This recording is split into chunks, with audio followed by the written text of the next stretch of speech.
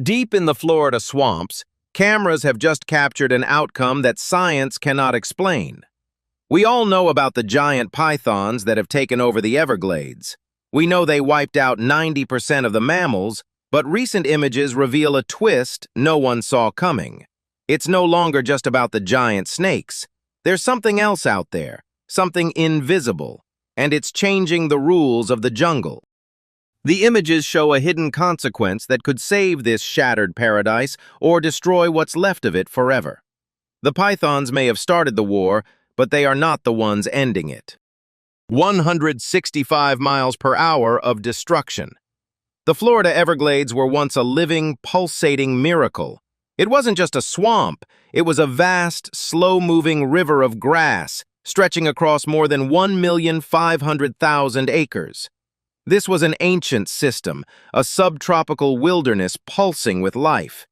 It was so important that its value was estimated at over $31 billion each year.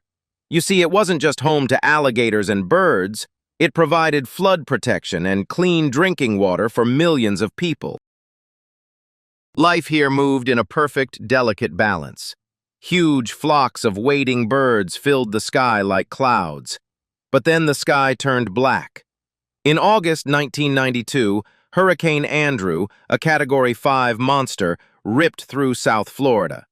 Winds roared at over 160 miles per hour, flattening entire neighborhoods, and, in the chaos, destroying a reptile breeding facility near Miami.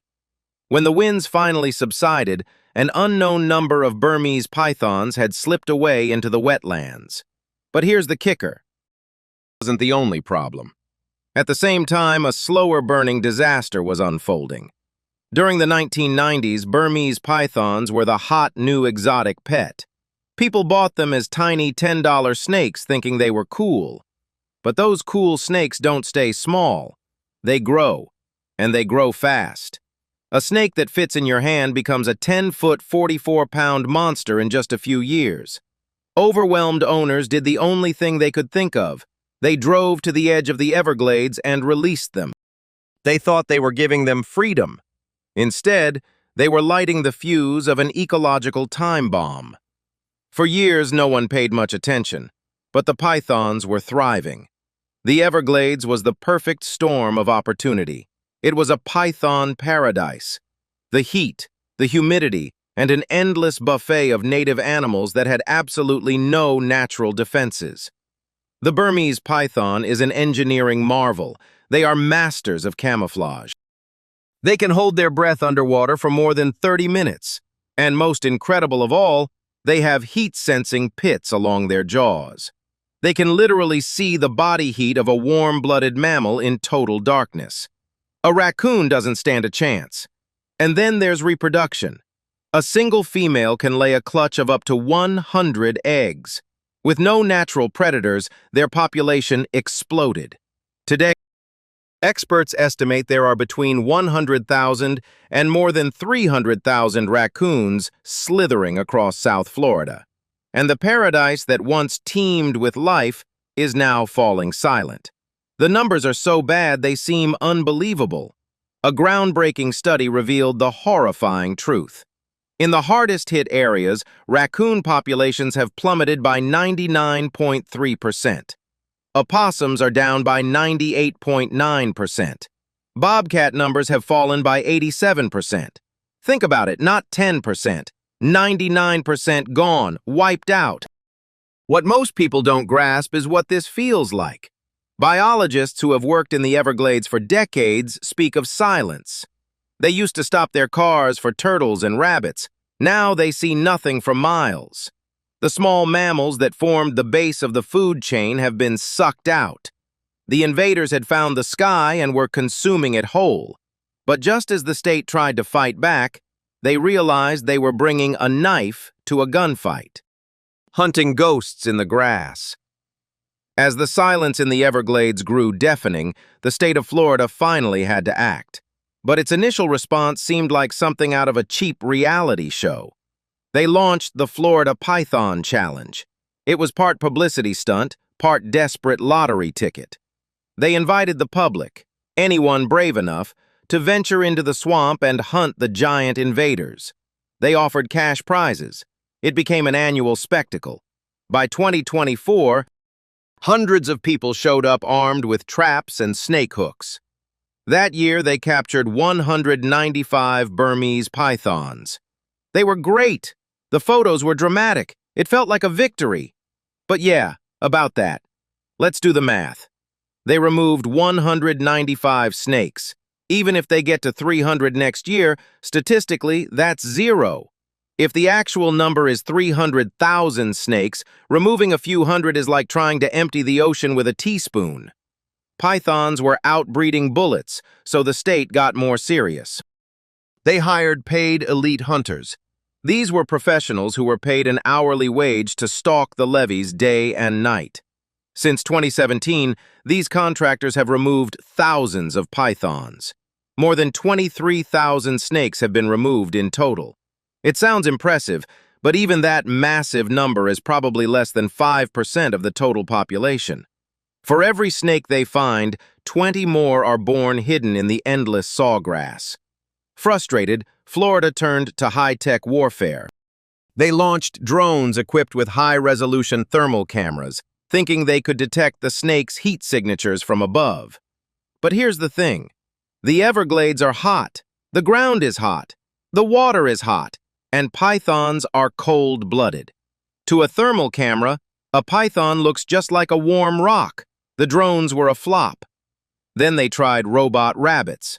Engineers designed fake rabbits that emitted heat and moved around, trying to lure the pythons into an ambush. It failed. Pythons are ambush predators. They wait perfectly still for real prey. They weren't interested in noisy, clumsy robots. The only thing that worked was the Judas snake program. Researchers captured a male python, implanted a tracker in it, and released it. It led them to the breeding females. It works, but it's incredibly slow and expensive. And here's the wildest theory of all. Hunters say the snakes are getting smarter. They seem to know where the traps are. They avoid the dikes where humans walk. Is it possible that an apex predator is developing a new kind of intelligence? Technology was failing. Hunters were outmatched. But while humans were losing the war, a microscopic monster was silently preparing to take over, jumping barriers between species. This is where the plot takes a dark and unexpected turn. What if Florida's biggest problem isn't the 20-foot python, but something microscopic? Deep in the Everglades, a silent passenger arrived with the invaders. It's an invisible parasite, and it's rewriting Florida's ecological history in the most gruesome way. Its name is Rhylotiella orientalis. It's better known as the snake lungworm. Scientists first stumbled upon this threat while examining native Florida snakes. They were finding native species, garden snakes, pygmy rattlesnakes, that were emaciated. They were weak, struggling to breathe. When they cut them open, they found a sight of horror. Their lungs were clogged with dozens of tiny, wriggling worms. This lungworm comes from Asia. Pythons carry it, but it rarely harms them. They have immunity, but native Florida snakes have no defense. It's a completely new, alien enemy. And get this, the way it spreads is terrifying. An infected python leaves waste in the swamp. Cockroaches eat the waste. Frogs eat the cockroaches. And finally, a native snake eats the frog. The larvae don't stay in the stomach. They burrow through the stomach wall and go straight to the lungs. There, they feed on blood and tissue.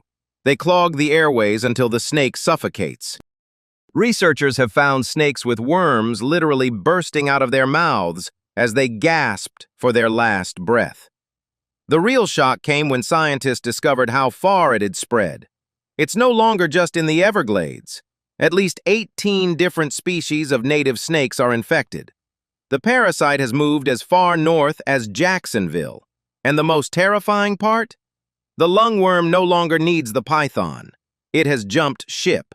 Now it's spreading from native snake to native snake on its own. Even if every python disappeared tomorrow, the plague would remain. So now we have a double disaster. Pythons eat mammals, and worms wipe out native reptiles. The food chain is collapsing from both ends. But there's a very strange twist. The Florida water moccasin, a venomous snake, seems to be resistant. No one knows why. Is its blood the cure? While scientists frantically searched for answers, the state announced a plan so crazy the whole world thought it was a joke. Venom immunity. With the ecosystem on life support, officials announced a plan so crazy the whole world thought it was a joke. Venom immunity. With the ecosystem on life support, officials announced a plan so crazy the whole world thought it was a joke. Venom immunity. With the ecosystem on life support, officials announced the plan. They were going to release hundreds more snakes into the wild. When the news broke, social media exploded. Doesn't Florida have enough snakes? Is this a joke? People compared it to the cane toads in Australia, another human error that would ruin everything. The ridicule was instantaneous. But here's the kicker. This wasn't just any snake. The snake they were releasing was the eastern indigo snake, and it wasn't an invader. It was the rightful king returning to reclaim its throne. The eastern indigo is known as the empress of the forest. It's the longest native snake in North America, growing to nearly 10 feet long. Its scales are a stunning iridescent blue-black that sparkles in the sunlight. But its beauty isn't the point. Its diet is. The eastern indigo eats other snakes. And that's an understatement. It's completely immune to the venom of North American pit vipers. Rattlesnakes, water moccasins, copperheads. The indigo eats them all. It doesn't constrict them. It simply immobilizes them with its powerful jaws and swallows them alive. It's the boss of the forest floor. But its kingdom had crumbled. The indigo turtle depends on the burrowing tortoise. It uses the tortoise's burrows to escape the heat and the cold. As development paved over Florida, the tortoises disappeared, and the indigo turtles vanished with them.